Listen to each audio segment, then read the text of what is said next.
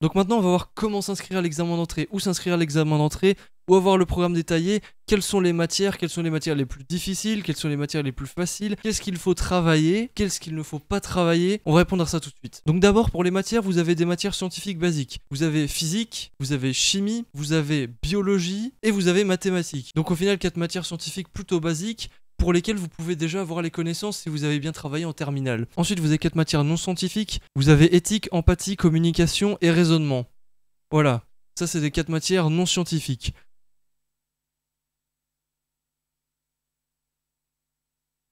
Pour ce qui est des cours, tout le monde recommande à peu près la prépa de Namur. Ce qu'il faut savoir, c'est que les universités donnent des cours. Les universités donnent des cours pour pas trop cher, à peu près une centaine d'euros. Vous pouvez avoir des cours vraiment de qualité et des cours qui suivent vraiment les attentes de ce qui est attendu à l'examen d'entrée. Donc je vous recommande vraiment la prépa de Namur. Vous pouvez commander les syllabus. Donc en gros c'est des polycopiés, voilà. Donc vous pouvez commander les polycopiés, vous allez les recevoir par la poste, ils coûtent peut-être quoi, 35 euros, franchement ça va. Et ensuite vous allez avoir des cours en vidéo. Comme j'ai dit dans la vidéo précédente, moi je vous recommande de finir votre année actuelle. Pour la prépa de Namur, il y a plusieurs sessions. Il y a une session hiver et une session été. Personnellement, j'ai pris que la session hiver, mais ce qu'il faut savoir, c'est que vous pouvez quand même faire les cours de la session hiver pendant l'été en fait. Vous n'êtes pas obligé de suivre les cours en live, bien que les cours soient faits sur Zoom ou en direct, et ils seront retransmis sur internet plus tard. Donc vous pourrez les visionner durant l'été, même si vous n'avez pas pris la session été. Donc ce que je vous conseille de faire, c'est tout simplement de prendre la session hiver. Comme ça, une fois que vous aurez fini les cours de votre année actuelle, vous pourrez commencer les cours de la prépa de Namur. Donc faut compter environ une centaine d'euros. C'est vraiment pas très cher pour ce que c'est. C'est des cours avec en plus beaucoup d'exercices. Et les exercices sont en fait repris en général directement de l'examen d'entrée. Ou alors c'est vraiment exactement le même style. Donc c'est vraiment des très bons entraînements. Donc pour la partie prépa et cours, ce que je vous conseille de faire, c'est tout simplement de regarder absolument tous les cours. Ne faites aucune impasse. Regardez tous les cours et à chaque fois qu'il y a un exercice,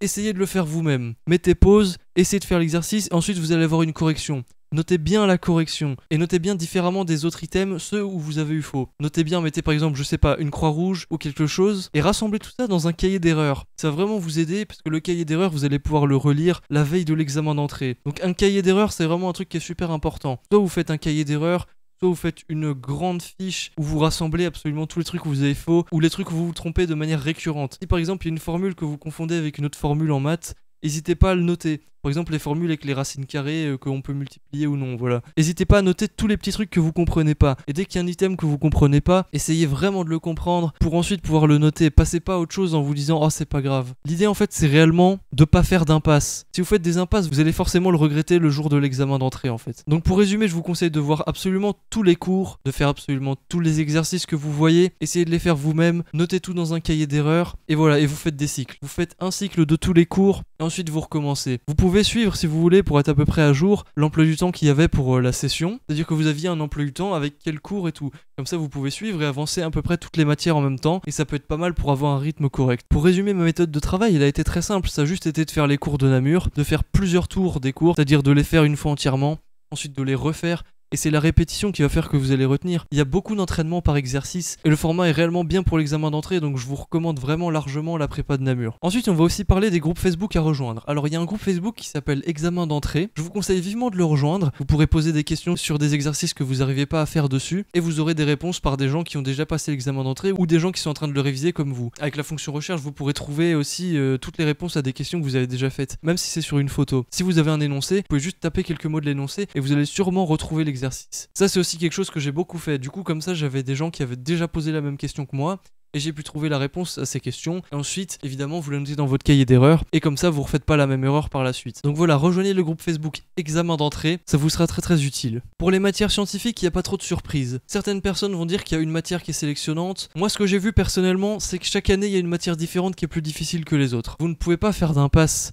Parce que vous ne savez pas ce que vous aurez le jour de l'examen, vous ne savez pas quelle matière sera difficile. Donc vous devez vraiment vous donner les moyens de réussir toutes les matières et le plus possible. Pour le raisonnement, c'est une matière qui est réputée assez difficile. Honnêtement, pour les 4 matières qui ne sont pas les matières scientifiques, c'est de faire les quelques exercices qui ressortent dans les cours de Namur. Faites ces quelques exercices et vous verrez que ça sera déjà beaucoup mieux. Ensuite, peut-être que vous aurez besoin du programme détaillé le jour de l'examen d'entrée. Donc comment faire? Vous avez le site de l'examen d'entrée, EXMD. Voilà, tous les liens seront affichés en haut, donc à chaque fois que je parlerai de quelque chose, je mettrai le lien. Là-dedans, vous trouverez beaucoup d'informations. C'est notamment sur ce site que vous pourrez vous inscrire à l'examen d'entrée. C'est sur ce site que vous trouverez le programme détaillé de l'examen d'entrée. Comme ça, vous savez exactement les notions dont vous avez besoin ou non. Et également sur ce site, vous pourrez trouver des anciens examens d'entrée. Ils sont pas forcément corrigés, mais sur le groupe Facebook examen d'entrée, vous avez un drive avec des anciens examens corrigés. Parfois, vous avez des corrections, parfois vous n'avez pas de corrections, mais ça peut quand même vous servir de faire des anciens examens. Ça peut être très très utile parce qu'il y a des questions qui reviennent vraiment assez régulièrement. Ensuite, qu'est-ce qu'il faut savoir sur les modalités de l'examen d'entrée? Tout d'abord, tout sera écrit sur les sites que j'ai mentionnés. L'examen d'entrée est à point négatif. Si vous mettez une réponse fausse, vous avez moins un tiers. Si vous avez bon, vous avez plus 1, et si vous mettez rien, vous avez 0. Donc il y a réellement des omissions qui sont à faire. Quand réellement vous ne savez pas, ou que la question vous paraît très piégeuse et que pour vous tous les items sont faux, la seule chose que je peux vous conseiller, c'est de ne pas répondre. Vous avez beaucoup plus de chances de rater que de réussir à ce moment-là. Si par exemple vous avez 2 réponses justes, peut-être qu'au bout d'un moment vous allez réussir en éliminer une et que vous allez pouvoir choisir la bonne. Mais parfois il faut savoir ne pas répondre parce qu'il y a réellement des questions où c'est mieux de ne pas répondre. Certaines personnes conseillent de répondre uniquement aux questions où on est sûr afin d'avoir pile la moitié des points.